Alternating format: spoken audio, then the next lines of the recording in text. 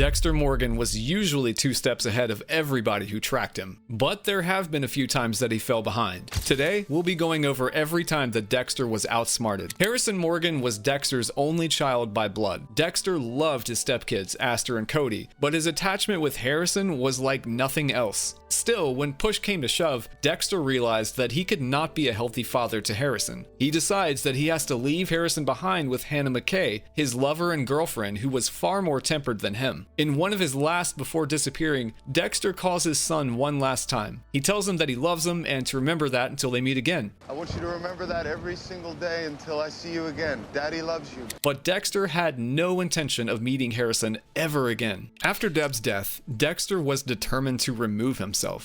I have to protect them from me. He believed everyone he knew would die, and he did not want to be responsible for another death after Rita and his sister died due to their proximity to him. He abandons his child and rides his boat into a hurricane. Though his boat is destroyed, Dexter survives, and he relocates to Oregon to live out his days in anonymity. Eventually, Dexter relocates to Iron Lake and begins working at a small fish and game store there. Despite his best efforts, Harrison tracks him down and tries to reconnect with him. Harrison finds Dexter's home and breaks in. It's me, Harrison. When Dexter finds him there, he denies his true identity. Sorry, I'm not the guy you're looking for. He sends Harrison away and offers him a few bucks for the bus out of town. Harrison leaves, but he knows he was in the right place, and Dexter is left plagued with guilt and longing. In the end, Dexter goes to the bus stop to find Harrison.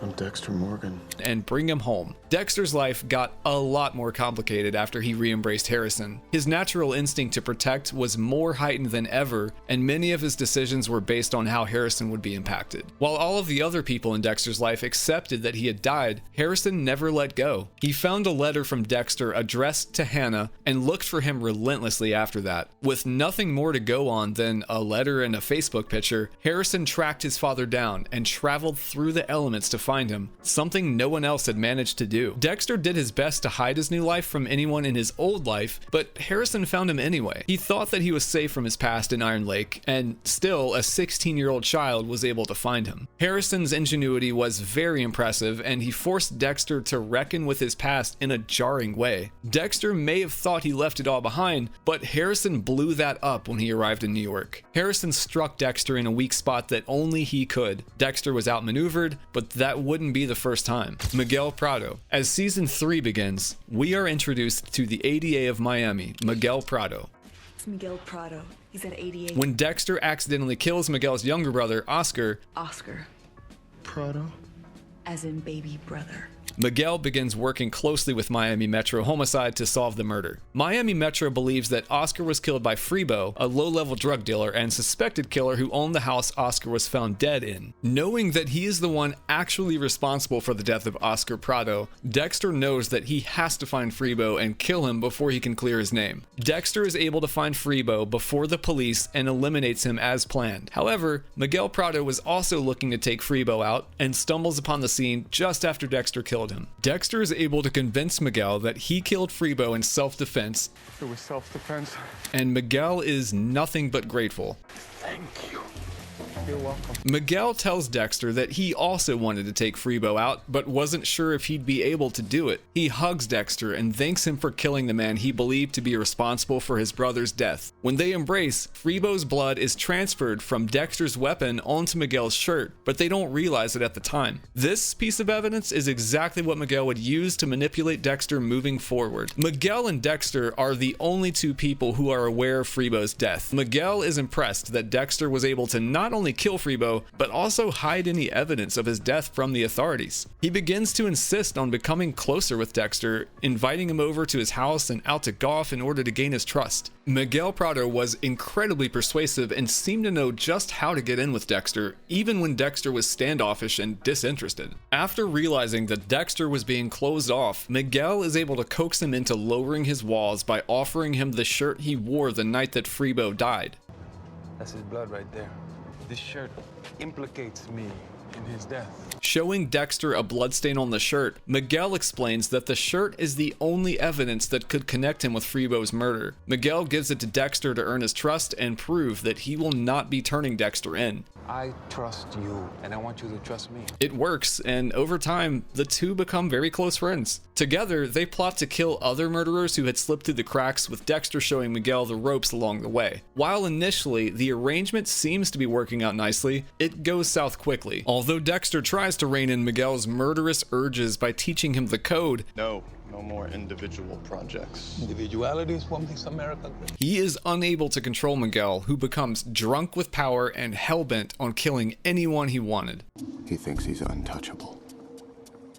He's not. Miguel goes on to kill Ellen Wolf, a defense attorney that he strongly disliked, despite her being an innocent. He uses Dexter's teachings to conceal her death from police. You have no idea. I think our killer's a pro.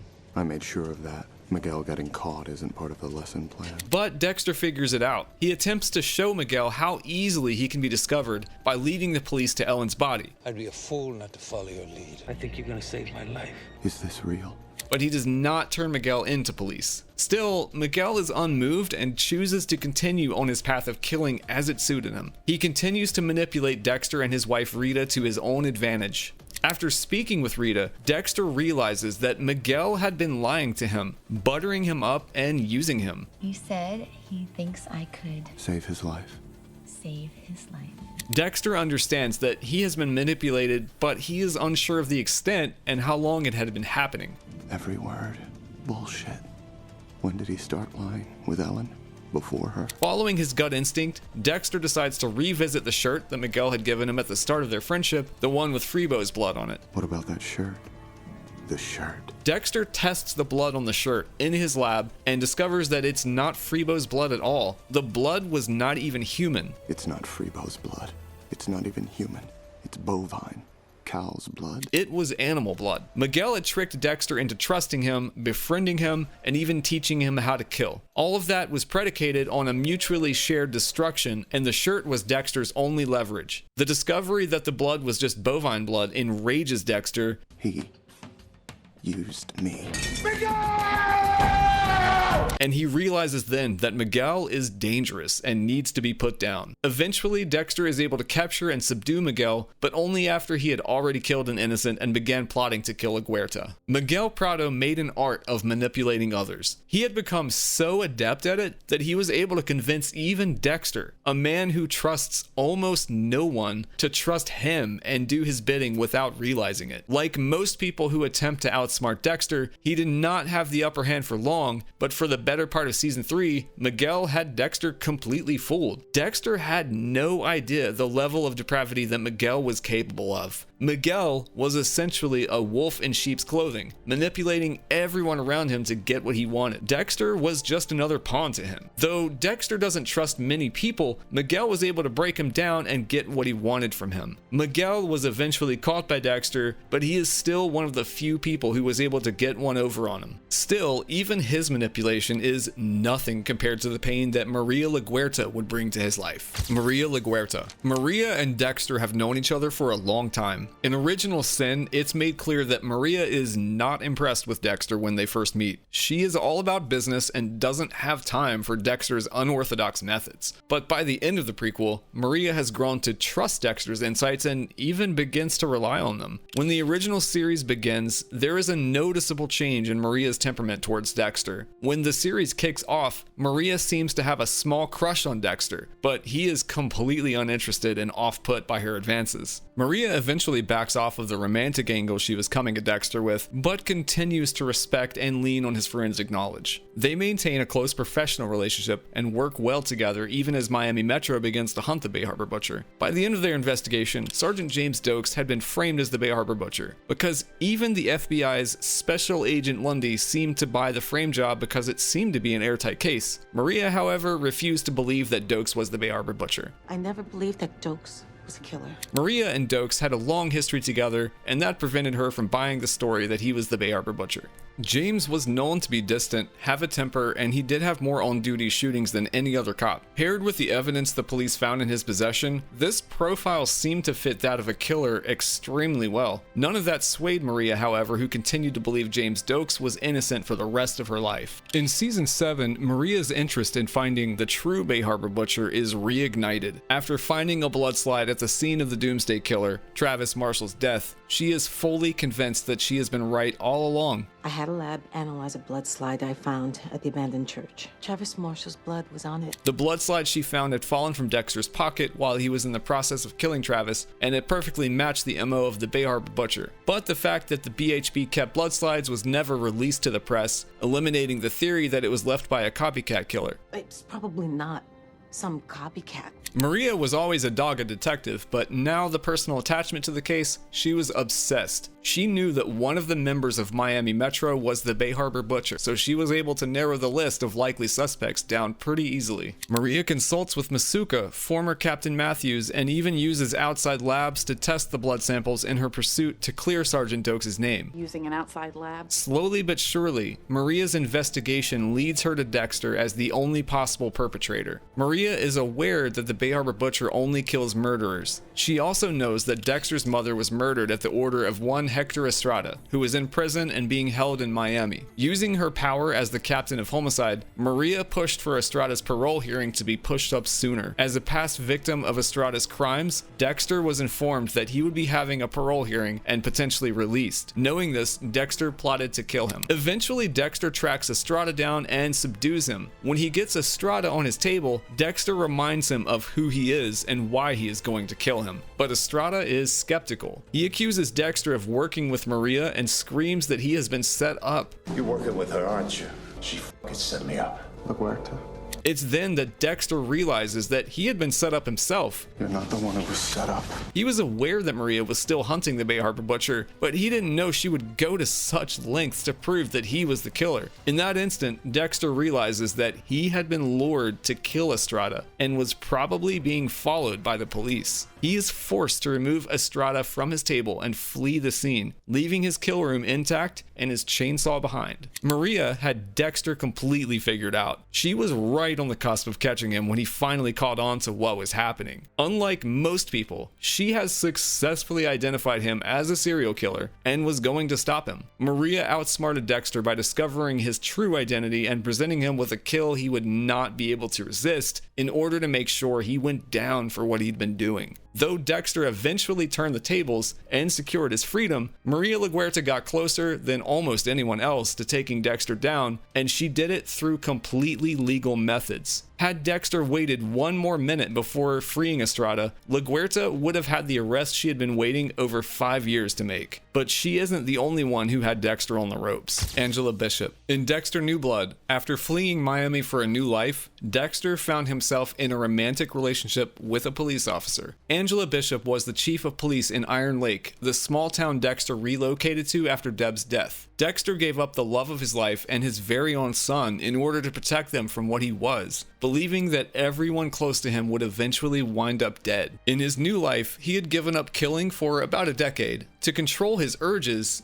Dexter had began hunting a white buck daily. It was illegal to kill the buck, so he knew that although he could hunt and track the animal, he would not be able to kill. It effectively kept his urges to kill at bay for years. But that all changed when he crossed paths with Matt Caldwell, a rich and arrogant local resident of the town. After selling Matt a rifle from his new job at the town's fish and game shop, Anyway, how about that rifle? Matt used the gun to kill the majestic buck Dexter had grown so attached to. As Dexter reached out for the animal, Matt shot it from a distance and it died right before Dexter's eyes. Infuriated by this, Dexter attacks and kills Matt, already aware that he was responsible for the death of 5 people. The part where 5 people died because of you. All right. This meant that Matt fit the code and Dexter did not hesitate to take him out after he killed the buck as well. Unfortunately for Dexter, Matt's father was a prominent member of Iron Lake's community. This meant that the mystery of his disappearance would be prioritized and very closely investigated by the police department. My son has disappeared and we need to find him now.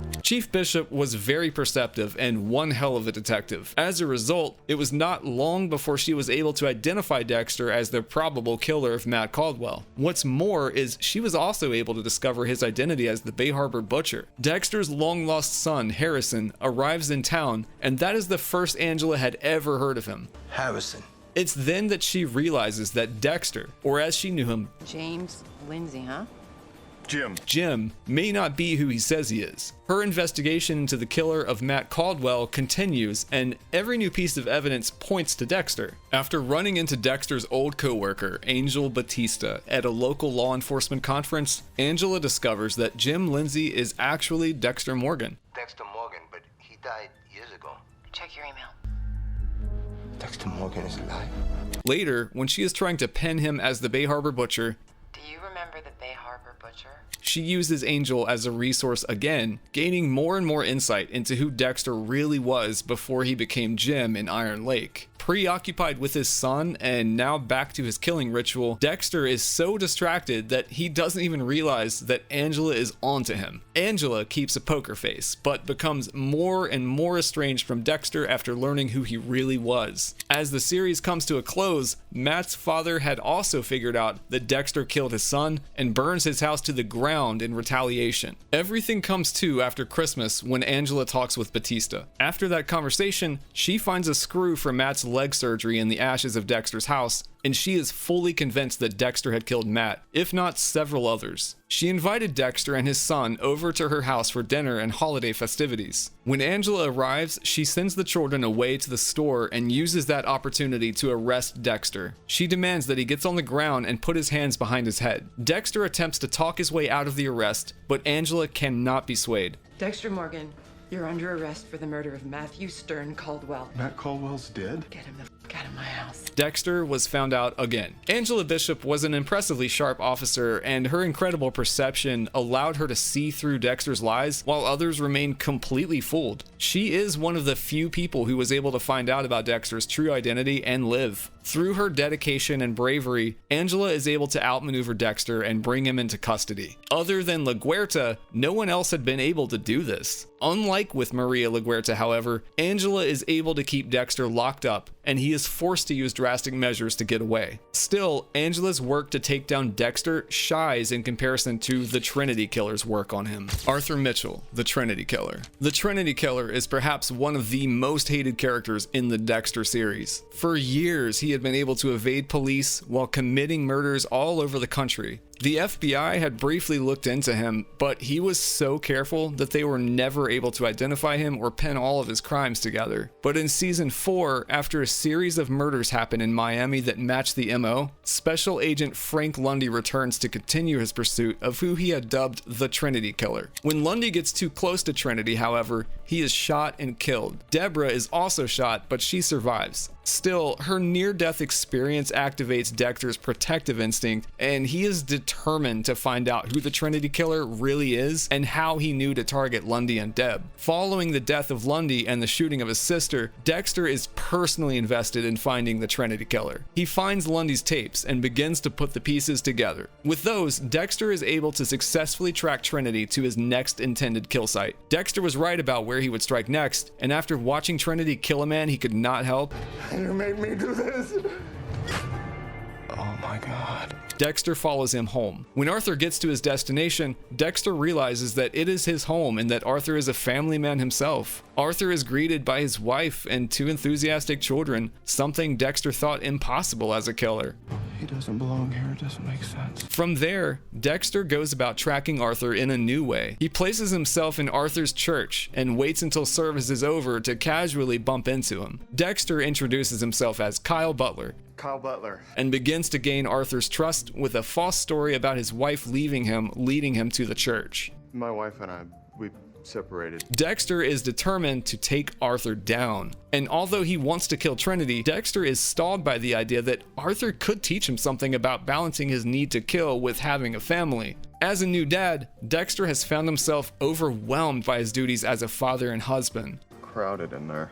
Well, I guess so. A wife and 3 kids. He was having trouble finding space and time for his normal kill ritual and was beginning to believe he could not manage it all. But in Arthur, Dexter felt he may have met a kindred spirit, a killer who maintains a healthy family life. In the end, it turns out he was horribly wrong. Dexter continues to place himself in Arthur's orbit. Initially, he did this to stalk and kill him like any other victim, but time after time, Dexter spares Arthur's life to gain insight into making the competing parts of his life work. Even after confirming that he is the Trinity Killer, Dexter saves Arthur from suicide, saying that he wants him for himself. No, you're mine. This isn't how you die. This would ultimately lead to a major downfall for Dexter. As he continued to pursue Arthur as the Trinity Killer, Dexter learned more about the persona he was keeping up. After a horrific display of Arthur's wrath at Thanksgiving dinner, Dexter snaps and tells him he should have killed him when he had the chance. I should have killed you when I had the chance. This gives Arthur enough information to think differently of Kyle, and he begins digging into who Kyle truly is. Let me ask you a question. Who are you, Kyle? After some investigation in the murder of an innocent man, Arthur realizes that Dexter is not Kyle Butler. After finding a real Kyle Butler, Arthur Mitchell killed Dexter's wife Rita. Dexter investigated that crime scene and went to the address of the next Kyle Butler in the phone book, knowing that Trinity would look there next. Arthur will come here next, and I'll be waiting. But Arthur was too smart and backs out of the kill at the last moment because there are too many witnesses. Arthur tracks Dexter down to his job at Miami Metro. Hello, Dexter Morgan. And from there, he is able to find his home and his family. He had managed to lull Dexter into a false sense of security, lowering his guard and freeing Arthur up to strike. Though Dexter was able to kill Trinity, he is too late to save Rita. Dexter arrives home after killing Trinity and tries to call Rita. Her phone rings inside the house, and Dexter realizes that something is wrong. He hears the cries of his baby Harrison and rushes towards the sound. When he finds Harrison, he also finds Rita, his new bride, lifeless in a bathtub. Born in blood. Both of us.